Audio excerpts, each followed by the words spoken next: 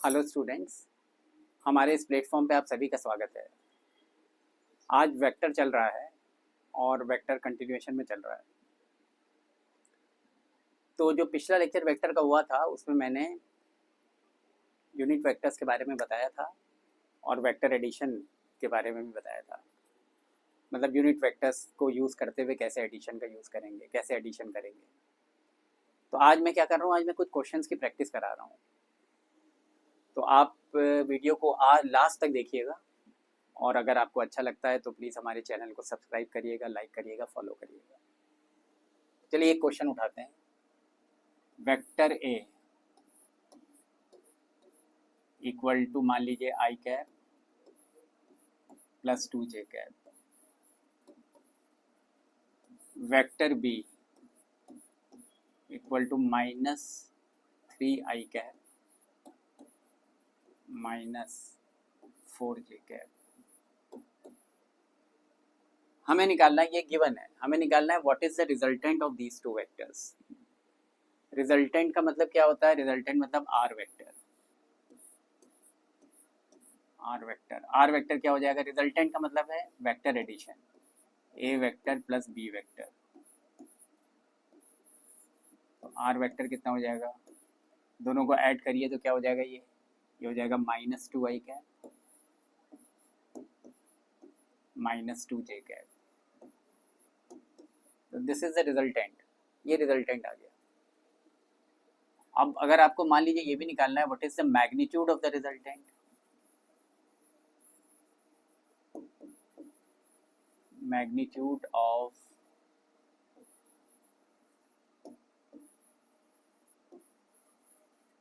The resultant, magnitude of the resultant हो जाएगा R, simply R. ऊपर वेक्टर का साइन नहीं लगाया, केवल आर। तो आर कितना हो जाएगा?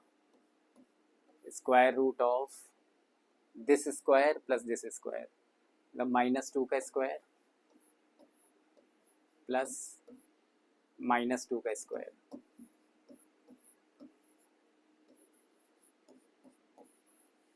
-2 का स्क्वायर मतलब 4, -2 का स्क्वायर मतलब 4, तो स्क्वायर रूट 8 आ गया।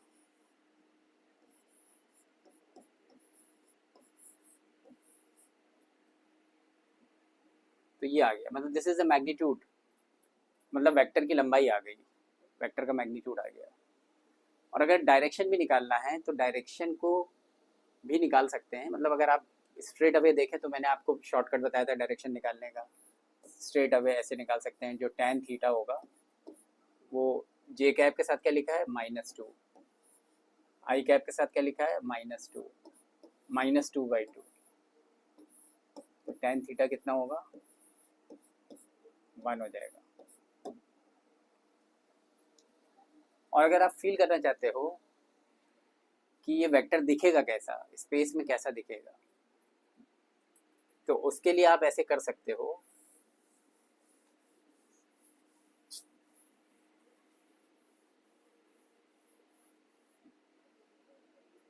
कि आप XY एक्सिस बनाइए,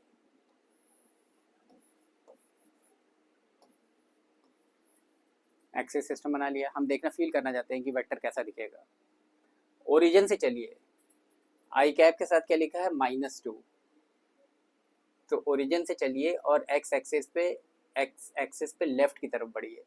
इधर जाएंगे तो +2 आएगा। लेफ्ट की तरफ बढ़िए, कितना? 2 यूनिट्स। 2 यूनिट्स ऐसे गए। फिर आगे जे कैप के साथ क्या लिखा है? -2। मतलब यहाँ पे आप पहुंचे थे और ये -2 लिखा है, तो मतलब वाई एक्सिस के उल्टा, वाई एक्सिस ऊपर जा रही है, वाई एक्सिस के उल्टा मतलब नीचे की तरफ चलिए 2। ये डिस्टेंस है 2, यहाँ मैंने माइनस नहीं लिखा क्योंकि ये डिस्टेंस है 2। डिस्टेंस हमेशा पॉजिटिव होता है। तो आप यहाँ से चल के यहाँ पहुँचे, तो ये आपका डिस्प्लेसमेंट हुआ, ये आपका आर वेक्टर होगा, जिसकी लेंथ होगी 2√2। और डायरेक्शन निकालने के लिए क्या करेंगे आप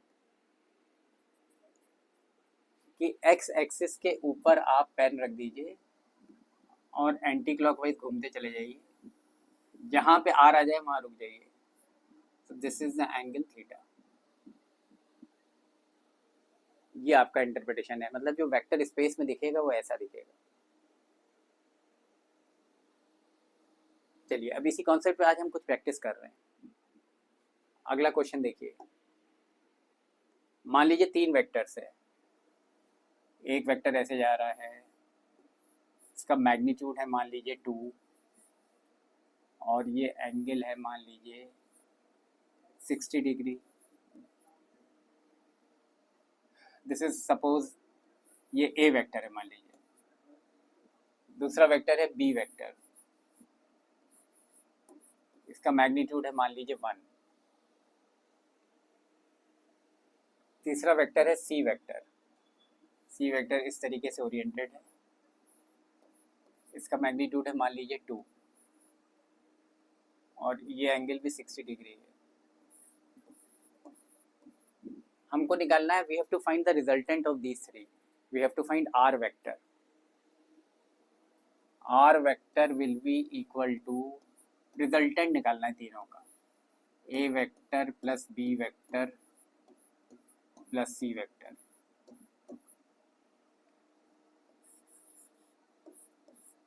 अब ए वेक्टर को आप कैसे लिखोगे? अगर आप कुछ एक्सिस सिस्टम मान लेते हो, इसको एक्स एक्सिस मान लेते हो, इसको वाई एक्सिस मान लेते हो, ठीक है। एक्स एक्सिस आपने मान ली, वाई एक्सिस मान ली, मतलब एक्सिस सिस्टम कुछ आपने इमेजिन कर लिया।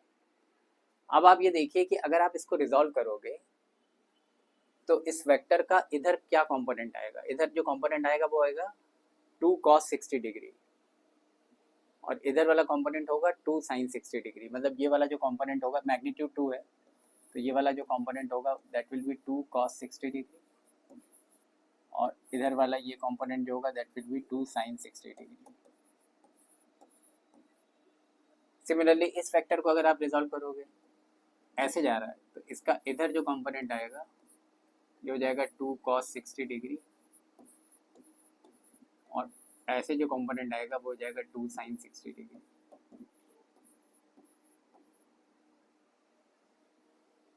अच्छा, अब ए वेक्टर क्या, ए वेक्टर क्या है? यहाँ पे वैल्यू डालनी है। ए वेक्टर क्या है? ए वेक्टर को आपने दो कंपोनेंट्स में रिजॉल्व कर दिया, तो आप क्या लिख सकते हैं उसको? 2 cos, ये 60 डिग्री है, 2 cos 60 degree I cap plus 2 sin 60 degree J cap. X axis के अलॉन्ग इसका कंपोनेंट क्या है? 2 cos 60 डिग्री। वाई एक्सिस के अलॉन्ग कंपोनेंट क्या है? 2 sin 60 डिग्री। तो वेक्टर ए को क्या लिख सकते हो? 2 cos 60 degree I cap plus 2 sin 60 degree J cap. तो ये लिख देते हैं ए वेक्टर की जगह।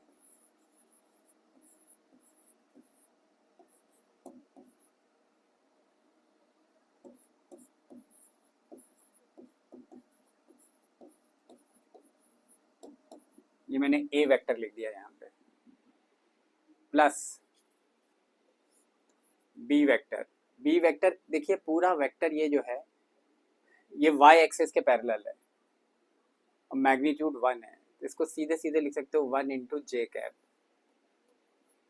अब इस वेक्टर को देखिए, सी वेक्टर को, सी वेक्टर का इधर जो कंपोनेंट आ रहा है वो एक्स एक्सिस के उल्टे डायरेक्शन में आ रहा है, तो इसको आप लिखोगे -2 cos 60 डिग्री आई कैप, और वाई एक्सिस के अलॉन्ग जो कंपोनेंट आ रहा है वो 2 sin 60 डिग्री जे कैप। इसमें कुछ कैंसिल हो जाएगा, 2 cos 60 डिग्री कैंसिल हो जाएगा, ये कैंसिल हो गया, देखिए बेटा। तो अब क्या बचा? sin 60 कितना होता है? √3/2।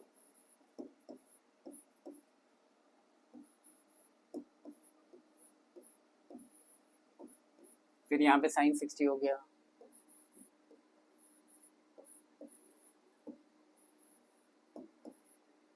ये कैंसिल,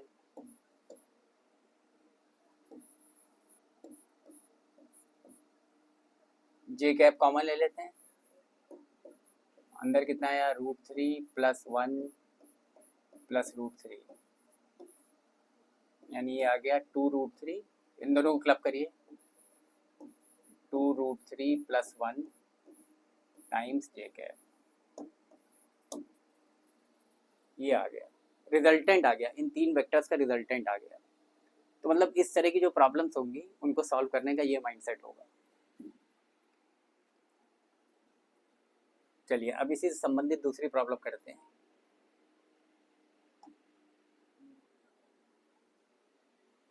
मान लीजिए ये प्रॉब्लम आ गई सामने, एक पार्टिकल एक सर्किल पे घूम रहा है।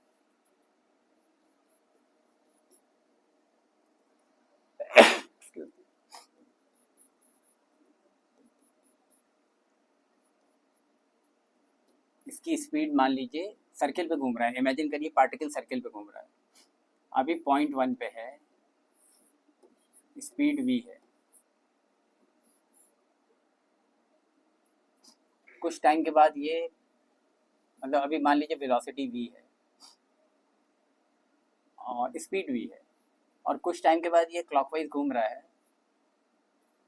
यहाँ पे आ गया, यहाँ पे इसकी वेलोसिटी सेम है, मतलब वेलोसिटी चेंज हो गई है लेकिन स्पीड सेम है, स्पीड v है। देखिए मैं आपको एक बात बता दूं, आगे भी काम आएगा।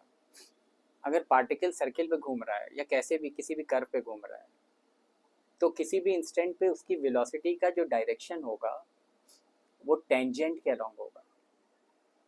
तो जब पार्टिकल इस पॉइंट पे है तो वेलोसिटी ऐसे है, टेंजेंट के अलोंग, और जब पार्टिकल यहाँ आ गया घूम के तो यहाँ पे इसकी वेलोसिटी फिर से टेंजेंट के अलोंग है। स्पीड जो है, स्पीड मान लीजिए कुछ है, मैंने v कह दिया स्पीड को, मान लीजिए स्पीड है 1 मीटर पर सेकेंड,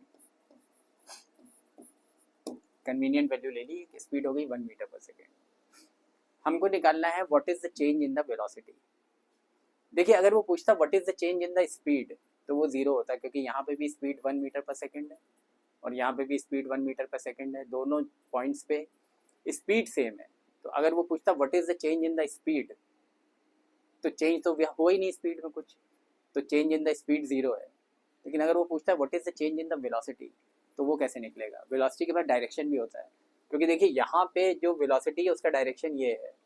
अगर मैंने इसको एक्स एक्सेस, ऐसे एक्स एक्सेस मान ली और ये वाई एक्सेस मान ली, तो यहाँ पे वेलोसिटी का जो डायरेक्शन है वो एक्स एक्सेस के पैरेलल है, और यहाँ पे जो वेलोसिटी का डायरेक्शन है वो वाई एक्सेस के पैरेलल है, वाई एक्सेस से मिलेगा नहीं है कहीं।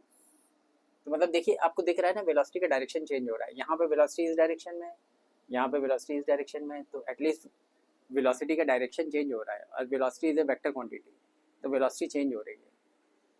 तो इनिशियल वेलोसिटी कितनी है? इनिशियल वेलोसिटी मतलब ये इनिशियल पोजीशन है, ये पॉइंट 2 जो है वो फाइनल पोजीशन है। तो इनिशियल वेलोसिटी कितनी है? v1 vector, that will be v, और ये x एक्सिस के पैरेलल है, इनटू i कैप, यानी कितनी है? v की जगह क्या लिख सकते हो? v स्पीड है, स्पीड कितनी है? 1 मीटर पर सेकेंड, तो यहाँ 1 लिख दीजिए, तो ये हो जाएगा i कैप। v2 जो फाइनल वेलोसिटी है,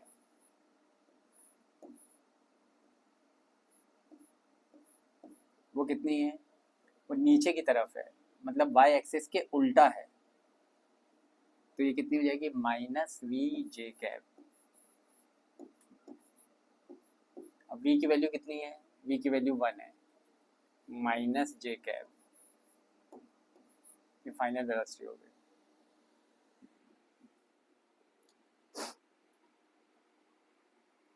आपको क्या निकालना है? आपको निकालना है डेल्टा v। डेल्टा v का मतलब क्या हो गया? Change in the velocity, delta v, I you have to find delta v, आपको वेलोसिटी में चेंज निकालना है। अच्छा अब ये बात आप लोग याद रखिए कि जो चेंज होता है फिजिक्स में, जब हम चेंज की बात करेंगे तो चेंज का मतलब हमेशा होगा फाइनल माइनस इनिशियल। तो फाइनल पोजीशन ये है और इनिशियल पोजीशन वो है, तो जो चेंज होगा वो क्या होगा? v2 vector minus v1 vector.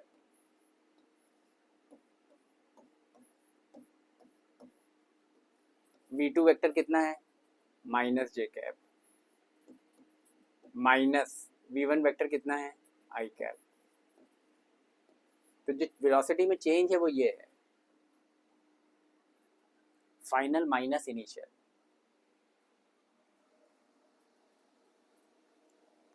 और अगर वो पूछता है कि वेलोसिटी में जो चेंज आ रहा है, ये वेक्टर है ना, ये डेल्टा वी मतलब change in the velocity vector, change in the velocity, velocity is a vector quantity, इसलिए ये एरो लगा दिया।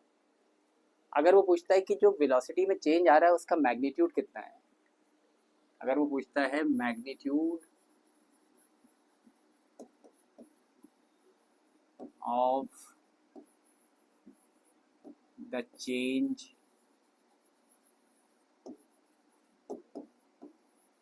इन वेलोसिटी, मैग्नीट्यूड कितना है, मैग्नीट्यूड मतलब ये हो गया डेल्टा वी वेक्टर का मैग्नीट्यूड, ये कितना है, मतलब इस वेक्टर का मैग्नीट्यूड कितना है, इस वेक्टर का मैग्नीट्यूड कितना हो जाएगा, इसका स्क्वायर, यहाँ क्या लिखा है -1, -1 का स्क्वायर प्लस यहाँ क्या लिखा है -1, -1 का स्क्वायर। तो -1 का स्क्वायर कितना हो गया 1 हो गया, -1 का स्क्वायर कितना हो गया 1 हो गया, कितना हो गया √2 हो गया। तो ये तो रहा आपका वेलोसिटी वेक्टर का चेंज, और ये क्या हो गया magnitude of the change in velocity, जो वेलोसिटी में चेंज हो रहा है उसका मैग्नीट्यूड आ गया, ये वेक्टर का साइज आ गया, मतलब जो चेंज है उसका साइज ही हो गया।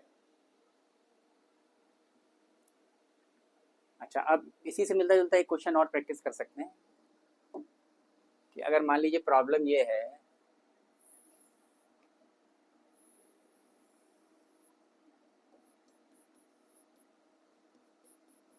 मान लीजिए वेलोसिटी v है,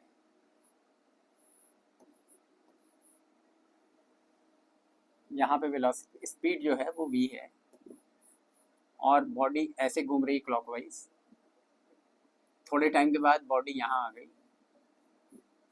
और यहाँ पे भी स्पीड सेम है, v ही है, ये 0.1 है, ये 0.2 है, स्पीड सेम है, वेलोसिटी चेंज हो रही है क्योंकि डायरेक्शन चेंज हो रहा है। मान लीजिए ये जो एंगल घूमा है ये थीटा है। अब देखिए मैंने यहाँ पे एक इमेजिनरी लाइन ड्रॉ करी, ये थीटा है तो ये भी थीटा होगा,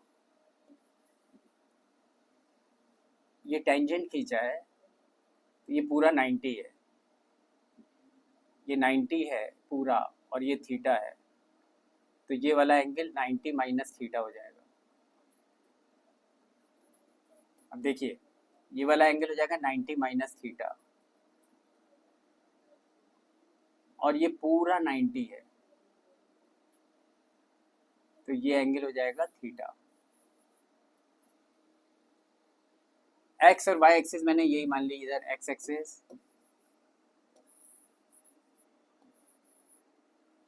तो अब अगर मैं इस वेलोसिटी को रिजॉल्व करूं तो इस वेलोसिटी का इधर जो कंपोनेंट आएगा वो आएगा v cos थीटा, एक कंपोनेंट इधर आएगा एक कंपोनेंट इधर आएगा, और इधर जो कंपोनेंट आएगा this component will be v sin theta.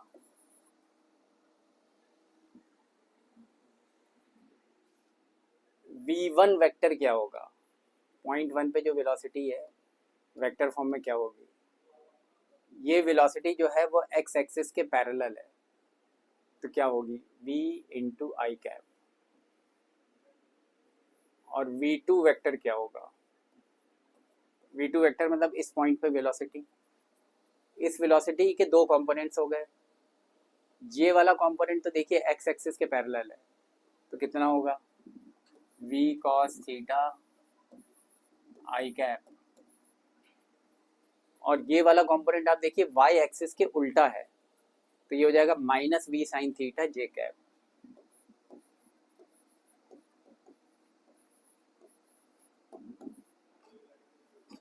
हमें निकालना है, मान लीजिए what is the change in the velocity, change in the velocity मतलब डेल्टा वी, हमें डेल्टा वी निकालना है, तो delta v vector will B v2 vector minus v1 vector,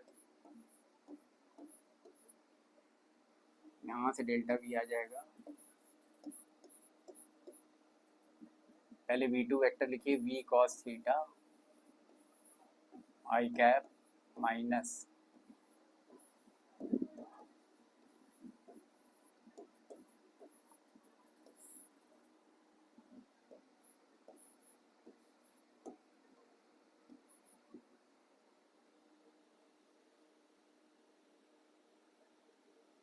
ये हो गया। अब इसमें कोई आप स्पेशल केस ले सकते हो, जैसे मान लीजिए थीटा इक्वल टू 60 डिग्री ले लो, स्पेशल केस हो गया थीटा इक्वल टू 60 डिग्री। तो मान लीजिए लेके देखते हैं, मान लीजिए special case theta equal to 60 degree, तो डेल्टा वी कितना हो गया, कॉस 60 कितना होता है, हाफ,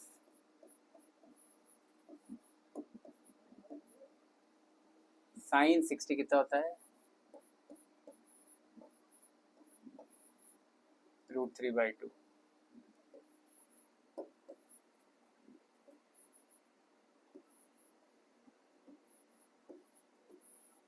ये आ गया। इन दोनों को एक साथ क्लब कर लीजिए,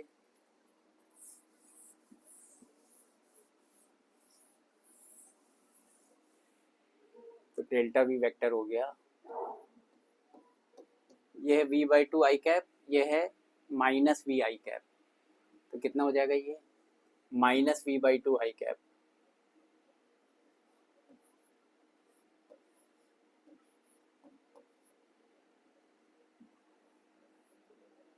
and minus v√3/2 j cap.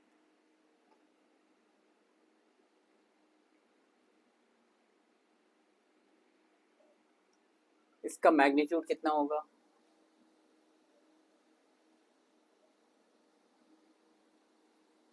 Magnitude कितना होगा, मैग्नीट्यूड मतलब डेल्टा वी वेक्टर का magnitude will be square root of this square plus this square, मतलब इसका स्क्वायर माइनस v/2 का स्क्वायर प्लस v√3/2 का स्क्वायर।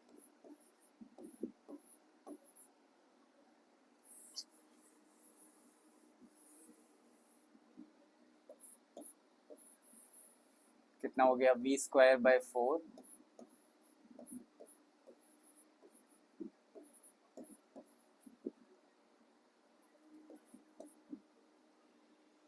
तो ये हो गया,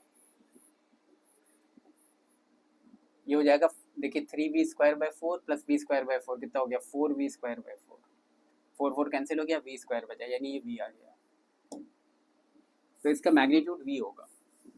अगर ये एंगल 60 डिग्री होगा तो जो वेलोसिटी में जो चेंज आएगा उसका मैग्नीट्यूड v होगा।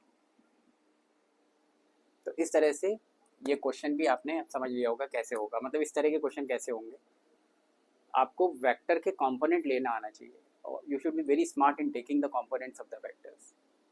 और मैंने वेक्टर के कंपोनेंट लेने का पहले भी देखिए तरीका बताया था, मैं फिर से याद दिला दे रहा हूँ। तो मान लीजिए कोई वेक्टर इधर जा रहा है, एक बार दोबारा बता दे रहा हूँ, वेक्टर ए इधर जा रहा है और ये एंगल थीटा है, तो वेक्टर का इस डायरेक्शन में कंपोनेंट क्या होगा, ए कॉस थीटा, और इस डायरेक्शन में कंपोनेंट क्या होगा, ए साइन थीटा। वेक्टर ए जा रहा है, इसके दो कंपोनेंट्स, मैंने क्या बताया था कि एंगल की तरफ वाला component this will be cos component, और इसके परपेंडिकुलर इधर वाला component this will be sign component. ऐसे जा रहा है वेक्टर, अगर मान लीजिए ऐसे है, ऐसे कर देता हूँ, कुछ ऐसे जा रहा है और ये एंगल थीटा है, तो इधर वाला कंपोनेंट क्या होगा, एंगल की तरफ वाला ए कॉस थीटा, और इसके परपेंडिकुलर वाला मतलब इधर वाला क्या होगा, ए साइन थीटा। तो ये मैंने याद दिलाया कि इस तरीके से कंपोनेंट दिया जाता है, तो मैंने आज क्वेश्चन भी कराए हैं, पहले भी मैंने बताया था और फिर से मैंने याद दिला दिया, क्योंकि बार बार मैं चीज़ों को रिपीट भी करूँगा, रिपीट करने से आपके सबकॉन्शियस माइंड में जाएगी बात। तो वो हो सकता है कि थोड़ा सा आपको कभी कभी बोरिंग भी लगे, लेकिन वो करना पड़ता है, उससे आपके दिमाग में बात चली जाती है वंस एंड फॉर ऑल। तो इस तरीके से हम लोग इस प्रकार की प्रॉब्लम्स को कर सकते हैं। एक प्रॉब्लम मैं आपको दे रहा हूँ, मतलब अभी इसको बता रहा हूँ मैं, कि अगर मान लीजिए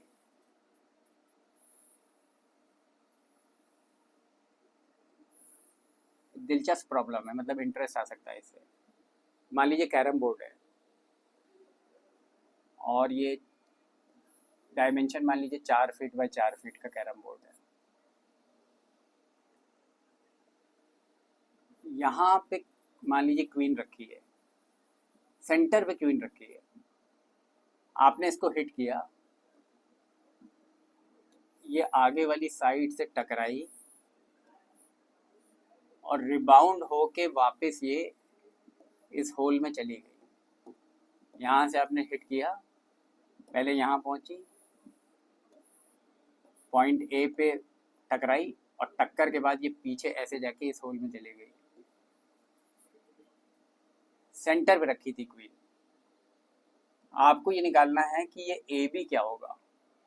4x4 का 4 फीट बाय 4 फीट का कैरम बोर्ड है, तो आपको निकालना है कि ए बी की वैल्यू क्या होगी, मतलब ये डिस्प्लेसमेंट क्या होगा। What is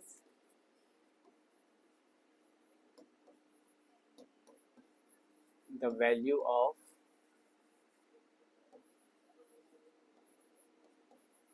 a B. आपको ये क्वेश्चन अच्छा लगेगा, मतलब ये आपके थॉट को प्रोवोक करेगा कि आप इसको कैसे कर सकते हो। तो देखिए यहाँ पे हम, आप इसको सोचिए अभी, मतलब आगे चाहे तो आप इसको सोचिए, आगे वीडियो मत देखिए, आगे सोचिए कि आप इसको कैसे करेंगे। आपको ए बी निकालना है।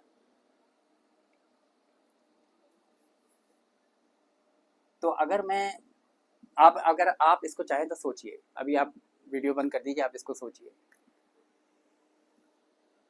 आप देखिए, या आप मत देखिए वीडियो थोड़ी देर, आप सोचिए इसको कि आप इसको कैसे करोगे। आपका दिमाग शार्प होगा, सोचने से दिमाग शार्प होता है। अब जितना सोचते रहोगे फिजिक्स में, उतना ही आप स्ट्रांग होते जाओगे। मतलब फार्मूले तो आपको याद ही करने, मतलब आपकी थॉट को प्रवोक भी करना है। अपने थॉट को प्रवोक कैसे करेंगे, आप प्रॉब्लम के अंदर चले जाइए और सोचते रहिए अगले स्टेप कैसे हो सकता था, ये नहीं होता तो ये हो सकता था, ऐसे नहीं होता तो वैसे हो सकता था। मतलब प्रोबेबिलिटीज़ को, पॉसिबिलिटीज़ को एक्सप्लोर करते रहिए। तो चलिए, ये क्वेश्चन मैं आपको होमवर्क के लिए दे रहा हूँ और अगले लेक्चर में मैं इसी क्वेश्चन को आते ही डिस्कस करूँगा। मुझे लग रहा है कि आपने आज का लेक्चर एंजॉय किया होगा, और अगर एंजॉय किया है तो हमारे चैनल को सब्सक्राइब करिएगा, लाइक करिएगा, फॉलो करिएगा। Thank you very much for this wonderful interaction. Have a nice day.